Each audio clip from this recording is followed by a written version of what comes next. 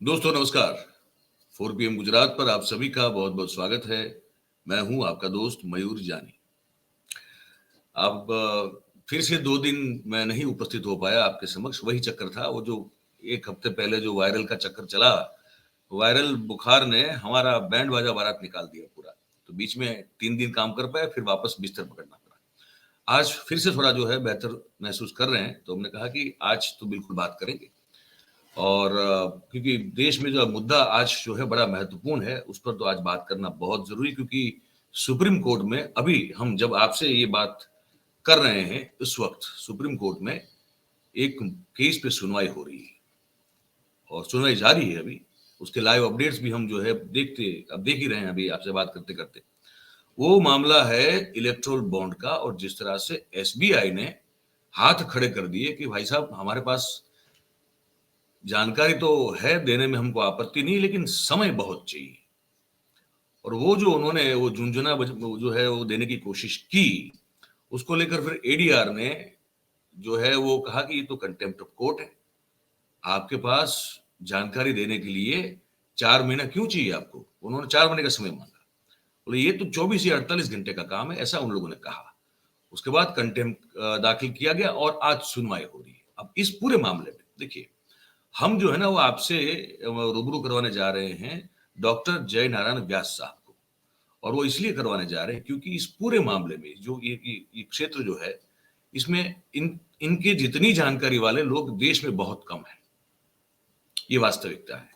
तो उन्हीं से हम समझने की और जानने की कोशिश करें तो वही बेहतर होगा कि ये पूरा मामला जो कि चल रहा है सुप्रीम में, जिसमें सुनवाई चल रही है, और एसबीआई ने जो जवाब दिया, वो जवाब कितना वाजिब है, हकीकत में ये कितना समय लग सकता है, और अगर कम समय लग सकता है तो फिर एसबीआई की ओर से ऐसा जवाब क्यों दिया जा रहा है।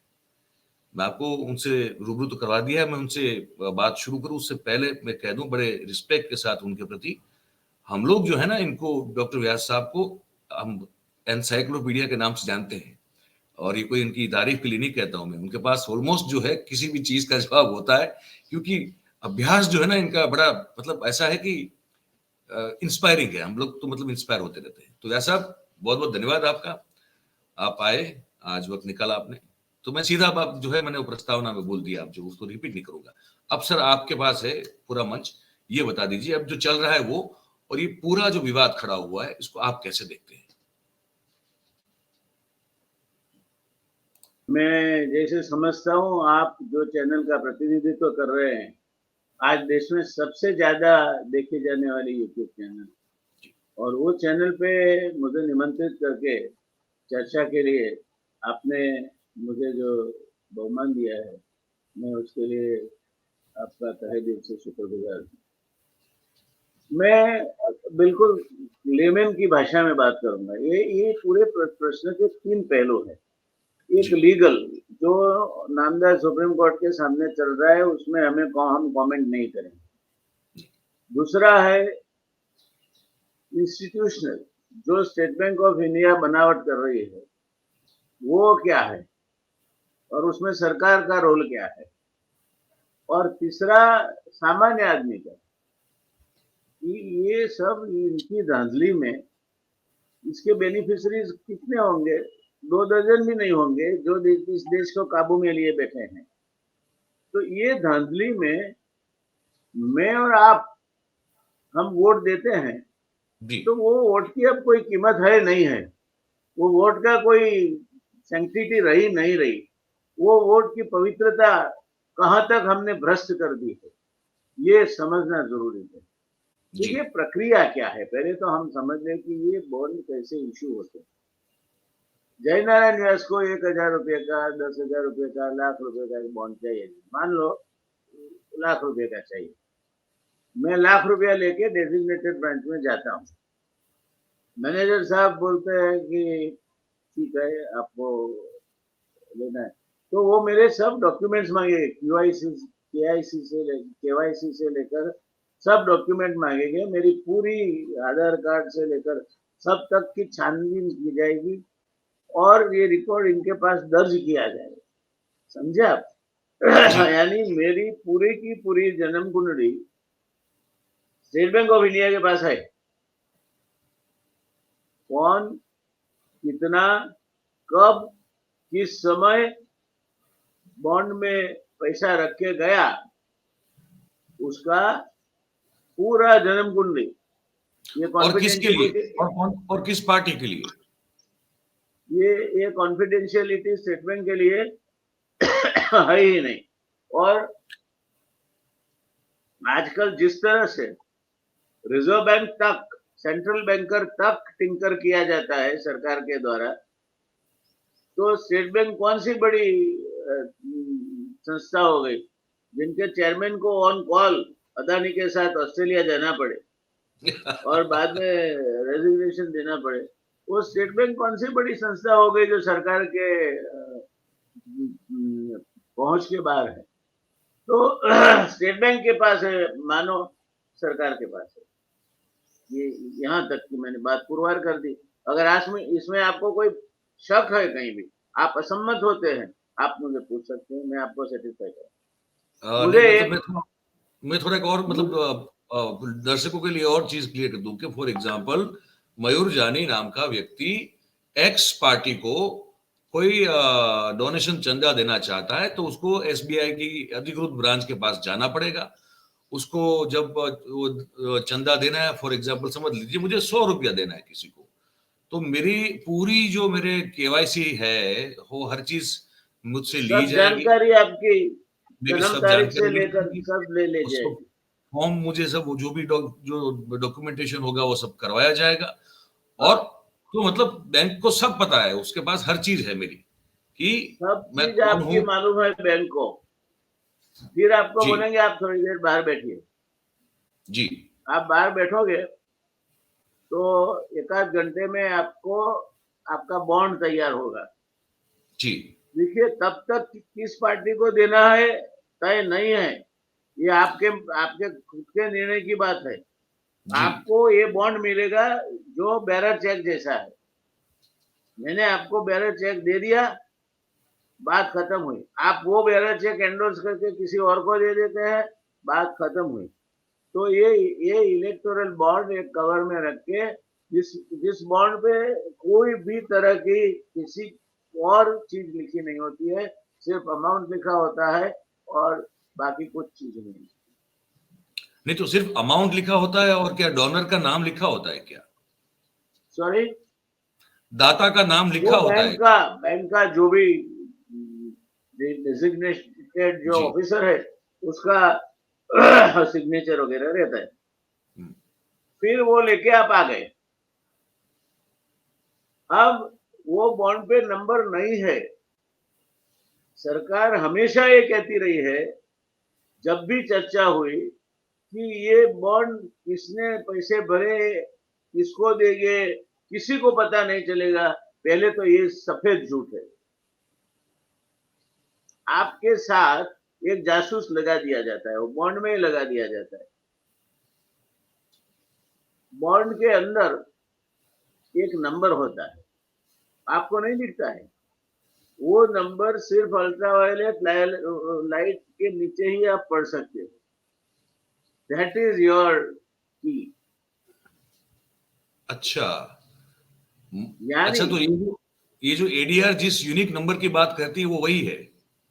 हाँ, यानी मयूर भाई, मैंने बॉन्ड लिया तब तक किसी का नहीं है, मगर मैंने बॉन्ड जैसे ही ABCD जैसे मयूर जानी पार्टी के खाते में डाला तो आपको खाते में चला जाएगा। वो बॉन्ड एक कवर में रख के जो भी ब्रांच है वो इकट्ठा करेगी और फिर बम्बई ब्रांचेस में भेज देंगे।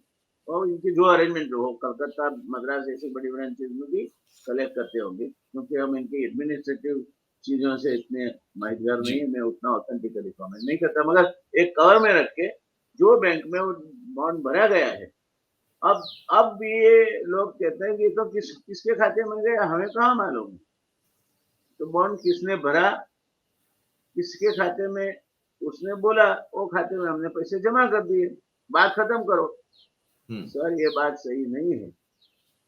ये पार्टी ने किसके खाते में पैसे डाले, वो कोड नंबर बता देता है, वो जो अल्ट्रा लाइट वायोलेट लाइट के नीचे पढ़ा जाता है, वो कोड नंबर बता देता है कि ये इतने पैसे इनको गए, इतने पैसे इनको गए, और ये पैसे इन्होंने विड्रॉ किए इतने अमाउंट के, ये बॉन्ड की हैसियत से, और इन इन लोगों के पास से है। जो जो जो तकलीफ की बात है वो ये जो सरकार अब तक कहती रही, और अब तक एक इल्यूजन खड़ा किया गया कि किसी को पता नहीं चलेगा कौन देता है पैसा, तो जो पॉलिटिकल पार्टी है उसको पैसा मिलेगा, उसको 2 नंबर के पैसों की जरूरत नहीं पड़ेगी, काला धन नष्ट होगा, काला धन को नाचने में बड़ा हमें सहूलियत होगी। इस देश में एक सिस्टम ऑफ लॉ हम जो करना चाहते हैं फाइनेंशियल मैनेजमेंट के बारे में, पैसों के बारे में, वो हो जाएगा। बहुत उम्दा आइडिया है। मैंने पहली बार जब ये सुना तो दिल लगा कि दिया प्रगटाऊं शुद्ध घी का, और सामने सरकार का फोटो रख के 7 साष्टांग दंडवत प्रणाम कर लो, क्योंकि हम ये कौवे के मुंह में राम नाम सुन रहे हैं। ये कौवा जब काव काव काव के बेटे राम राम राम बोलता है, अभी ये आश्चर्य नहीं रहा, अभी कई कौवे राम राम बोल रहे हैं। तो ये मैंने तो साष्टांग दंडवत प्रणाम कर दिया। मैंने बोला धन्य हो इस देश का, 15 लाख तो नहीं आए, मगर ये तो अच्छा कदम। हालांकि मैं तो 15 लाख के इंतजार में काफी, वहां उस समय भी मैंने दिया प्रगटा के प्रणाम किया था। तो 15 लाख जैसी रकम एक साथ हमारे खाते में आ जाए, वो तो कितनी बड़ी सहूलियत, मगर नहीं आया। वो कौवा राम ने बोला, मगर राम चला गया उसमें, पैसा आया नहीं, पैसा आया नहीं। अब ये पता चलता है कि किस पार्टी को मयूर जानी ने कितने रुपये दिए। ये जो सरकार बातें करती है ना कि किसने किसको डोनेशन दिया, उसका किसी को पता नहीं चलता, नहीं पता है 2 लोगों को ही है सिर्फ। सरकार की बात एक तरह से सही है। हम जब 98.000087 ऐसा आता है फिगर, तो मैथमेटिक्स में हम राउंड अप करके 98 लिखते हैं। तो ये दो, इन्हें पॉपुलेशन ऑफ 145 करोड़, अराउंड 2 लोग, 2 इंस्टीट्यूशन ये मिला के 45 लोग होंगे, 45 भी नहीं होंगे, 5 लोग होंगे, उनका नगण्य है, यानी किसी को मालूम नहीं है। बाकी के 142 करोड़ में से किसी को मालूम नहीं, यानी किसी को मालूम नहीं। तो सरकार की थियोरेटिकली मैथमेटिकली बात सही है, तो इसके बारे में विपक्षों को भी हल्ला गुल्ला नहीं करना चाहिए। किसी को मालूम नहीं। क्या लीडर ऑफ अपोजिशन को मालूम है? नहीं है। नहीं। क्या एडवोकेट जनरल को मालूम है? नहीं है। नहीं। क्या हमें और आपको मालूम है? नहीं है। नहीं। क्या इस देश के मुख्यमंत्रियों को मालूम है? नहीं है। मालूम है तो है सिर्फ स्टेट बैंक ऑफ इंडिया, जो हमारी माई बाप, जिसके ऊपर से सूरज कभी अस्त नहीं होता। पहले ब्रिटिश साम्राज्य के ऊपर से सूरज अस्त नहीं होता था।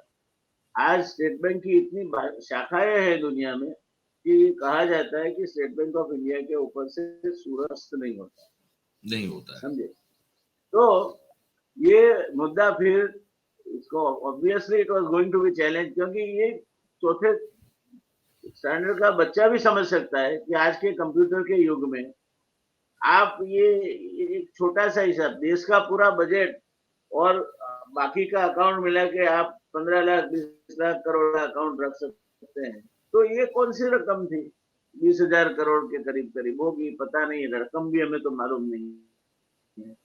तो उसका कंप्यूटराइजेशन में अकाउंट देना मुश्किल। तो बैंक ऑफ बड़ौदा की ये बात, इनके पास इंफॉर्मेशन थी, they must be keeping account of it, दे वर टैलिंग कि जो नंबर से गया पैसा, वो नंबर ने जिसके खाते में डालना कहा था वो नंबर वो खाते में ही गया है नहीं गया है, वेरिफिकेशन क्रॉस वेरिफिकेशन बैंक में होता ही है।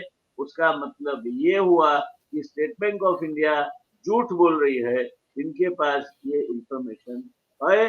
अगर नहीं है तो it is a big fraud against every share holder of the state bank of India.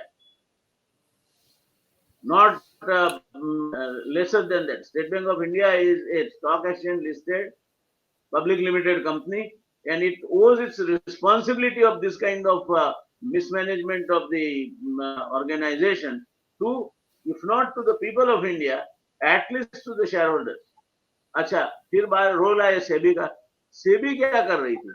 हर हमें कुछ न कुछ आए, तब सेबी बिल्कुल जानबूझकर सोती हुई पाई जाती. ऐसा है मयूर भाई कि कोई आदमी सो रहा है, मैं खराटे ले रहा हूं, तो आप मुझे जगा सकते हैं, मगर मैं खराटे लेने का नाटक कर रहा हूं, तो आप मुझे नहीं जगा सकते.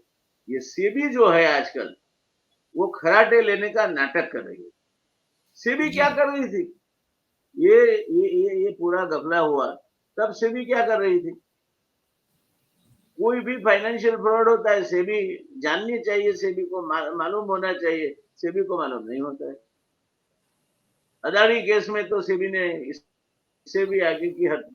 तो सेबी का जो रोल था, उसका पहला जो सीईओ था भावे, मेरे दोस्त आए सबसे साथ महाराष्ट्र में, और उस समय की सेबी जिसके नाम से बड़े बड़े corporate houses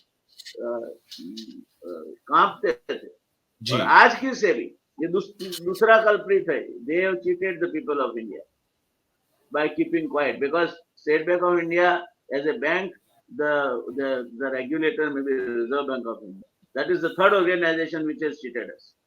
So SEBI, State Bank of India, Reserve Bank of India, in collusion have cheated the people of India.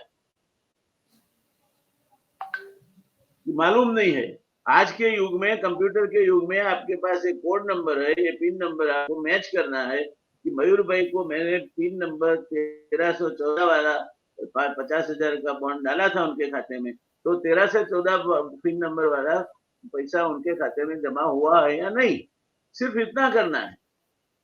कोई बड़ा बैंकिंग का कोई कॉम्प्लिकेटेड प्रॉब्लम नहीं है. इससे बड़े बड़े प्रॉब्लम तो ये लोग सॉल्व कर देते हैं. इसीलिए जो लोग अदानी के अकाउंट्स डिसाइफर कर सकते हैं, वो लोगों के लिए तो कुछ नहीं है. कुछ नहीं. तो इसीलिए जो हमारे पूर्व वित्त सचिव थे सुभाष चंद्र गर्ग साहब, है ना, जिनका बहुत बड़ा एक रोल भी माना जाता है इस बॉन्ड को फलीभूत करने में, जमीन पर उतारने में, वो कह रहे हैं कि ये तो सिर्फ 24 घंटे का काम है. सुभाष चंद्र गर्ग साहब, पूर्व वित्त सचिव. मैं पूर्णतः सहमत हूँ. हाँ, 24 का और 24 ग्रेस दीजिए, नॉट मोर देन 48 आवर्स. हाँ, तो उन्होंने वही कहा, बोले आप ही की तरह उन्होंने कहा कि और 24 घंटे दे दो, 48 घंटे का काम है, उससे ज्यादा है ही नहीं ये काम. ये कह रहे हैं वो भी, सुभाष चंद्र गर्ग साहब भी कह रहे हैं कि इससे ज्यादा कोई बड़ा 48 घंटे से ज्यादा हो ही नहीं सकता. स्टेट बैंक ऑफ इंडिया जैसा सरकारी ऑर्गेनाइजेशन, सरकार को गोली मारो, जो भी सरकार करती है करती रहेगी, क्योंकि सरकार में तो आजकल किसी का विश्वास रहा नहीं. मगर ये प्रजा की संस्था है, पब्लिक लिमिटेड कंपनी है, स्टेट है, मैं इसका एक शेयर होल्डर, एक शेयर भागीदार हूं. उनके प्रति भी उसकी कोई जवाबदेही नहीं है. कल उठ के आपने स्टेट बैंक में 10 लाख रुपए रखे होंगे, आपके हार्ड अर्न मनी, और फिर वो बोलेगी हम आपको 6 महीने तक आपकी डिपॉजिट का क्या हाल है, हमें टाइम लगेगा, सब रिकॉर्ड तराशने होंगे, तो क्या होगा हमारा? बात सही है. तो स्टेट बैंक ऑफ ये इंडिया दर्शकों को अपडेट दे दूं मैं अभी, SEBI and reserve bank of India. अभी जो कोर्ट रूम में चल रहा है व्यास साहब, मैं थोड़ा बता दूं दर्शकों को जो दलीलें हो रही है जी. तो जस्टिस खन्ना का कोर्ट आ रहा है मेरे सामने. जस्टिस खन्ना साहब जो बेंच, वो उस बेंच में से वो भी एक हैं सीजीआई के साथ. वो एसबीआई को पूछ रहे हैं कि क्या एसबीआई ये कह रही है कि आप ये कह रहे हैं कि आप डोनर और कौन सी पार्टी को डोनेशन दिया गया है उसको लेकर इंफॉर्मेशन दे सकते हैं, लेकिन आपकी समस्या सिर्फ इतनी है कि आपको दोनों इंफॉर्मेशन को मैच करनी है. और आप कह रहे हैं कि 26 दिन बीतने के बाद कुछ तो हुआ होगा, आपके पास कुछ तो आप मैच कर पाए होंगे. और आप ये भी कह रहे हैं कि इस बॉन्ड के इतने नंबर हैं, तो आपके पास ये भी तो जानकारी आई होगी, आपके पास कुछ तो हुआ होगा. तो एसबीआई कह रही है कि नंबरों को गुप्त रखा गया है और इसको मतलब गोपनीयता से पब्लिक करने के लिए उस हर एक एंट्री को ट्रेस करने की जरूरत पड़ेगी। तो सीजीआई फिर कह रहे हैं, जो हमारे सामने अभी है अपडेट में, कि ईसीआई ने हमारे आदेश का अनुसरण करते हुए हमको जो इंफॉर्मेशन दी है, उसमें यह है कि रजिस्ट्री जो है, जो इसका रजिस्ट्रेशन होता है, उसको सुरक्षित जगह पे रखा गया है। और हम अभी आदेश दे रहे हैं, तुरंत आदेश दे रहे हैं कि वो जो सुरक्षित जगह पे रखा गया उसको खोल दिया जाए, उसको आप तुरंत एक्सेस करें और आप मैच करना शुरू करें। तो आपके पास जो इंफॉर्मेशन है वो आपको देनी ही पड़ेगी। इस तरह की दलील अभी हो रही है बातचीत में, तो मैंने कहा बता दूं अभी दर्शकों को साथ साथ। तो अच्छा, अब आ जाते हैं। एक तो ये, अब ये बताइए सर, आपने कह दिया कि फ्रॉड है, धोखा है। सही बात है। क्यों? और क्यों है धोखा? क्यों फ्रॉड क्यों करना चाहते हैं? ऐसा क्या है जो छुपाना चाहते हैं, ये आप बताइए। देखिए, कायदे में एक वर्ड आता है, वो वर्ड को मयूर भाई बोलते हैं मैंस रिया, गुनाहित वृत्ति से किया हुआ कार्य। आप अगर लाठी फेंकते हैं और किसी को लग जाती है अमामूल, तो वो आपने उस पे रिवर्स हर्ट नहीं किया है। मगर अगर वो लाठी आप जानबूझ के उसके पैरों में मारते हैं, तो वो रिवर्स हर्ट कॉज करने के लिए आप पे क्रिमिनल ऑफेंस दाखिल किया जा सकता है। तो ये जो प्रश्न है, वो प्रश्न ये है कि जो मैंस रिया था नहीं था, मैंस रिया था, वो पुरवार करने में कोई तकलीफ नहीं होनी चाहिए, क्योंकि एक और लॉ है एटीपी का। चलो आप पूरा छोटे छोटे खातों को छोड़ दो, किसी भी ट्रांजेक्शन में 80% of the money might have come from 20% of the donor. आप वो 20-80 मैच कर लो ना जी, तो आपका टाइम लिमिट भी उसमें बैठ जाएगा। बिल्कुल बिल्कुल बिल्कुल। तो कुल मिला के मेलाफाइड इंटेंशन है चीजों को दबाने का, छुपाने का, और जो कुछ हुआ है उससे देश की, हाँ हाँ। सर आपका नेटवर्क का इश्यू लग रहा है, आपकी फ्रेम फ्रीज हो रही है, आपका फ्रेम फ्रीज हो रहा है और आपकी आवाज भी जो है ब्रेक हो रही है।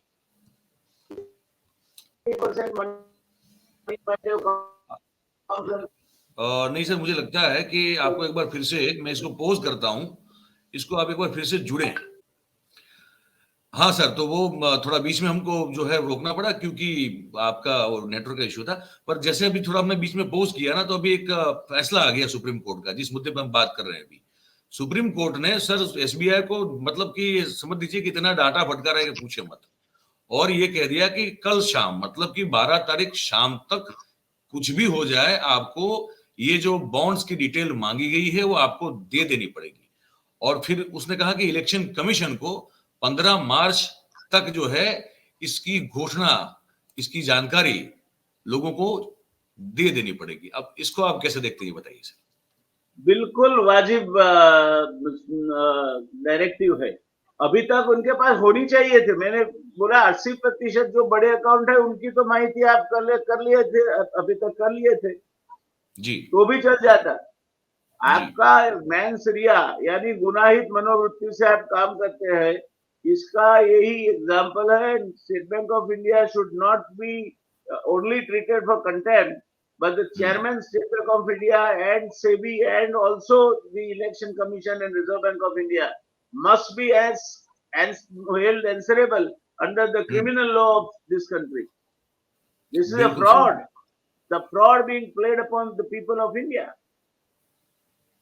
बहुत बहुत बहुत अच्छा, इसके पीछे कारण क्या हो सकता है? What is the reason to the reason is if I know that you are coming to power, I give you in the electoral bond 100 crore. You think I will not influence the policies after your government is installed? तो 100 करोड़ देके मैं ये तो एक छोटी सी वाली देकर कल्ली काट लेने की जैसी बात है। 100 करोड़ देकर आप लाखों करोड़ का फायदा लेंगे। वैसे भी हम जानते हैं अदानी साहब क्या कर रहे हैं। तो दर्शक ये समझ लें, आज व्यास के साहब, गौतम अदानी का एम्पायर देखो आप, पोर्ट्स इनके पास है, एयरपोर्ट्स इनके पास है, खदान में सबसे बड़ा उनका काम है। कई चीजें ऐसी है, इस देश में तेल 80,000 करोड़ रुपए का खाद्य तेल आयात होता है। तेल की लीडिंग ब्रांड इनकी है। कई चीजें ऐसी है जो जिसमें अदानी अदानी अदानी अदानी के सिवा कुछ नहीं दिखता आपको। कोई नहीं दिखेगा। तो बात सही है। ये अदानी का जो मटेरियल राइज हुआ है, अब अदानी को बोलना चाहिए कि आप रुक जाओ, ये सब इसके लिए हम आप किसी कुछ नहीं पूछेंगे आपको। आप now you are entrepreneurial Guru of India. उनको अदानी को ये अवार्ड देना चाहिए, एंटरप्रेन्योरियल गुरु ऑफ इंडिया। और 100 इसे एंटरप्रेन्योर हमें तैयार कर दो आपके हाँ, जैसे, आपके जैसे। गफले वाले नहीं, मगर ठीक से वो इतने तो दुनिया के उनसे आप ये नंबर उम्मीद वन, कैसे रख सकते हैं? देश के एशिया के नंबर वन नहीं बने, मगर अपने राज्य के नंबर वन बने। ऐसे 100 एंटरप्रेन्योर आप तैयार कर दो, इनका कॉन्वोकेशन होगा, उसी दिन अदानी को entrepreneurial Guru of the universe जाहिर किया जाएगा। तो अरे बात ये तो, कोई मुफ्त में नहीं देता इलेक्शन फंड्स। क्विड प्रो को है, मैं I pet your bag, you pet my bag. तो ये कारण है जो बड़े साफ तौर पे आपको आपके समक्ष हम लोग रख रहे हैं कि जब कोई पैसा देता है गुप्त रूप से, जब ये सब बातें होती है, तो बेसिकली वो इसीलिए होता है क्योंकि सरकार की पॉलिसियां जो है उनके प्रति फेवरेबल बने, ताकि वो दूसरों के मुकाबले अपनी मोनोपोली को और सुदृढ़ कर पाए। और ऐसे जैसे ये व्यास साहब कह रहे हैं कि बहुत चंद लोग हैं, बहुत चंद उद्योग घराने हैं जो कि ये फंड देते हैं, जिसमें से मैक्सिमम फंड जो है वो भारतीय जनता पार्टी के खाते में जाता है। और वहां से फिर यही है जिस पर सुप्रीम कोर्ट ने भी टिप्पणियां की है कि कारण यही है कि भाई ये जो खेल हो रहा है इसको रोकना पड़ेगा कैसे भी करके। तो ये कारण था और सुप्रीम ने बड़ा एक महत्वपूर्ण जजमेंट सर, दे ये दिया है। हमें कहाँ ले जा रहा है आप देखिए। इस देश में 80 करोड़ लोगों को 5 रुपया किलो गेहूं दिया जाता है, जी, 5 किलो गेहूं मुफ्त 5 में किलो। दिया जाता है, धान और गेहूं। हाँ, और एक बड़े उद्योगपति 3 दिन का जलसा करता है, जो भारत के शायद बजट के करीब करीब आ जाए। अरे सर गुजरात के बजट को तो क्रॉस कर ही जाएगा। तो मैं ऐसे बताऊं, देखो, उद्योगपतियों को इंडिया की क्या जरूरत है? इंडिया को क्या जरूरत है जो मतलब देश के गरीबों को जलाए कि हम ये कर सकते हैं, हम ये तारा करेंगे, वो तारा करेंगे। तारा जमीन पे आता ही नहीं, तारा आसमान में ही रहता है। वो दृश्य जो मैंने देखा तो ना, मैं तो अंबानी वैसे साहब को भी कोई कोई हम ऐसे हाथ नहीं जोड़ नहीं के नमन करके इनके चरणों में नहीं पुष्प नहीं नहीं, रखे, और ऐसा कोई इतिहास नहीं है उनका। नहीं, बिल्कुल नहीं। और मैं बताऊं, मैं मेरी क्योंकि तबीयत ठीक नहीं चल रही थी, मैं उस दौरान ज्यादा प्रोग्राम रिकॉर्ड कर नहीं पा रहा था। I was going through you very tough viral fever and all that. पर वो जब देखा ना मैंने, तो मैं देख तो रहा था हर चीज जो हो रही थी, बोल नहीं पा रहा था क्योंकि कफ बहुत ज्यादा था और बुखार था। तो मैंने जब वो देखा, मैं और आप तो गुजरात से हैं, और सौराष्ट्र और जामनगर हो उसके आसपास का पूरा हिस्ट्री हमको पता है, और उस वहां पे कैसे क्या हुआ है वो भी हम सब जानते हैं। तो मुझे तो ये लगा, मैंने कहा कहाँ एक तरफ आप जो कह रहे हो वही मेरे दिमाग में चल रहा था। मैंने कहा कहाँ एक तरफ 81-82 करोड़ लोगों को ये बड़े छाती फुला के कहते हैं, सीना तान के, कि हम तो मुफ्त दे रहे हैं। एक और जो है ये बड़ा भद्दा नजारा जो पेश किया जा रहा है, संपत्ति और ऐश्वर्य के विकृत प्रदर्शन का, कि पता नहीं कितने हजार करोड़ तो सिर्फ प्री वेडिंग में डाल दिए गए हैं। सर, उसमें मैं इनको दोष नहीं देता, अपने देश की प्रजा का भी दोष है। मैं और आप कितने भी भूखे हो, अगर बाहर सड़क पे खड़े हुए चने खाएंगे ना तो हमारा क्रिटिसिज्म होगा कि मैनर्स नहीं है इसमें। हाँ, ये बड़े साहब बेंटले या लंबरगिनी या कौन के नाम भी नहीं आता, उसके हाँ, पास खड़े रह के अगर सिंगदाना खाएंगे, दूसरे दिन आपके ही मीडिया में फोटो आएगा कि कितनी सादगी है, सिंगदाना खाते हैं। अपने घर पे प्रसंग है तो परोस से, अरे भाई तुम्हारे घर पे प्रसंग है तो उसको तो परोसो, उसमें उसको मीडिया इवेंट क्यों बनाते हो आप? हाँ, मेरे घर पे प्रसंग है, मैं मेहमानों को बुलाता हूँ, थाली परोसता हूँ, तो इसको मीडिया इवेंट क्यों बनाने का? क्योंकि आपके पास अरबों खरबों रुपये है, आपके पास पीआर डिपार्टमेंट है, इसीलिए आप इसको मीडिया इवेंट, किसी भी आपकी चीज को आपको छींक भी आए तो आप इसको मीडिया इवेंट बना दोगे। Mukesh Ambani has not left a single chance for making a media event out of his celebration. These are not celebration. This was a blatant and shameless display of wealth. Of course इनका private प्रसंग है, उनको जो भी करना है कर सकते हैं, पर ये ख्याल में रखे कि वो भी शेयर होल्डरों के पैसे से बनी हुई कंपनियां हैं।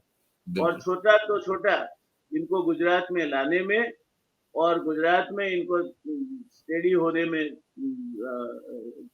सफल होने में हमारा भी कुछ हिस्सा है। बिल्कुल बिल्कुल, मुझे पता है। अगर वो धीरूभाई अंबानी थे, धीरूभाई अंबानी अगर होते, मैं सोच रहा था ये सब चल रहा था तब, कि अगर धीरूभाई अंबानी होते तो धीरूभाई अंबानी ने जो कई चीजें तो ऐसी की है जो आज तक पब्लिक के जान में नहीं है, जो गुजरात को इतना फायदा जिसने कराया है, जो आज तक पब्लिक के जान में नहीं, ख्याल में नहीं। मैं लिखूंगा कभी ये चीज।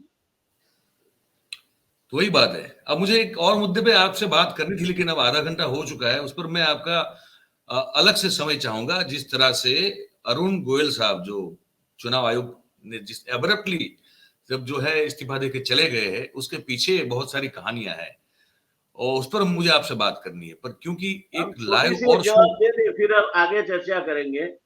The latest grapevine is, उनकी तबीयत को कोई तकलीफ नहीं हुई। इलेक्शन कमीशन में मेरे भी कुछ कॉन्टेक्ट है जी, तो बोले साहब की तबीयत तो बिल्कुल टकोरा बंद है, और वो तो नौकरी छोड़ के प्रीमेच्योर 2 महीने पहले रिटायर होके आए थे, यानी उतने उनकी उम्र भी नहीं है।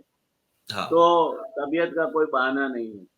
Problem is there are some serious differences on file, it is told with the chief election commissioner. इसके लिए इन्होंने रेजिग्नेशन दिया है और इसको कोई हेल्थ से लेना देना नहीं मैं मानता हूँ। और इस पर हम लोग अलग से करेंगे, कल ही करेंगे। है तो हेल्थ से लेना देना है तो उनका हेल्थ बुलेटिन जाहिर करें। इस पर बात करेंगे, एक अलग से मोस्टली कल ही कर लेंगे, ताकि क्योंकि सांप्रत मुद्दा है तो कल फिर बात करना उचित है। मयूर भाई हम बात करेंगे, एक इलेक्शन कमिश्नर रहा तो क्या इलेक्शन कमीशन काम कर सकता है? कई लोग अभी ऐसी फलसफी करते हैं कि एक ही इलेक्शन कमिश्नर रहा तो इलेक्शन कमीशन, तो दो चीजें हो सकती है, या तो एक इलेक्शन कमिश्नर भी नहीं रहे अगर आपको इलेक्शन टालना ही है, ये भी एक मूव होती है, ये गेम है चेस की। चेस खेलने वाला कहाँ कौन सी कुकड़ी जब उनकी नियुक्ति को लेकर इतना सारा कंट्रोवर्सी खड़ा हो गया था, जिस तरह से उनकी नियुक्ति हुई, he used to be considered as the most blue-eyed boy of Modi साहब, और जिस तरह से अब्रप्टली वो छोड़ के चले गए हैं, उसके बाद फिर से कंट्रोवर्सी खड़ी हुई है। हम लोग बात करेंगे उसमें। मुझे एक्चुअली अभी एक जो नेशनल पे लाइव शुरू होना है तो उसमें मुझे जुड़ना है, वरना आज इसी में कर लेते, तो एक एपिसोड अलग से करेंगे व्यास साहब। पर आपने बॉन्ड को लेकर, इलेक्ट्रल बॉन्ड को लेकर जो आज जानकारी दी है, मैं मानता हूँ कि दर्शकों को बड़ा सिंप्लीफाइड करके मुझे और देने हैं आपको, ये किस लिए भारत की जनता के साथ फ्रॉड है। जी जी जी बिल्कुल, बहुत बहुत धन्यवाद सर, बहुत बहुत धन्यवाद आपका। फिर आपसे कल ही मिले थे, कल ही मिलेंगे और कल ही आपसे जब हमें दोनों को जब फुर्सत से बैठ जाएंगे। जी तो आपके लिए कोई प्रश्न नहीं। Thank you sir, thank you very much, thank you very much, धन्यवाद। तो दोस्तों व्यास साहब से हमने खुल के बात की, उन्होंने बड़ा सिंपल समझा दिया। अब भी अगर आपको कॉम्प्लिकेटेड लगता है तो फिर देखिए कुछ प्रॉब्लम है, वरना उन्होंने साफ बताया कि ये किस तरह से धोखा है, इलेक्ट्रल बॉन्ड जो है वो किस तरह से धोखा है, और कितनी आसानी से इसकी जानकारी जो है वो 24 घंटे या 48 घंटे में एसबीआई जो है वो सुप्रीम कोर्ट को दे सकती थी, वो नहीं दी। मतलब कि व्यास साहब ने समझाया कि एक मेलाफाइड इंटेंशन था। क्यों था? तो उन्होंने कहा कि क्विड प्रो को था, क्योंकि आप मेरी खुजाओ पीठ, मैं आपकी खुजाऊंगा पीठ, ठीक है। ऐसा एक व्यवस्थापन खड़ा हो गया था इस बॉन्ड के जरिए, ताकि जो सत्ता में बैठे लोग हैं इनको पैसे मिलते रहे और जो डोनेट करते हैं उनके हिसाब से कुछ बिजनेस पॉलिसीज बनती रहे, और ये देश की जनता की आंख में धूल झोंकने का काम था, जिस पर आज सुप्रीम कोर्ट ने सीधा आदेश दे दिया कि ऐसा नहीं चलेगा। 12 तारीख शाम तक जो है आप इंफॉर्मेशन दे दो बॉन्ड को लेकर जो मांगी गई है, और इलेक्शन कमीशन को कहा कि इसको आप जो है वो घोषित करेंगे 15 मार्च से पहले या 15 मार्च तक। यहाँ पे डंडा चला है सुप्रीम कोर्ट का, और सिंपल वे में आपको जानकारी हमने पहुंचाई। अब आपको ये जानकारी कैसी लगी, ये आप हमको कमेंट बॉक्स में लिख के जरूर से बताइएगा। बात अगर आपको हमारी सही और सच्ची लग रही हो तो फिर इस वीडियो को आप लाइक करें, इसकी लिंक को आप हो सके उतना शेयर करें, तो ये जो जानकारी है ये ज्यादा से ज्यादा लोगों तक पहुंच पाएगी आप सबके सहयोग से, आप सबके समर्थन से। तो ये जरूर करें।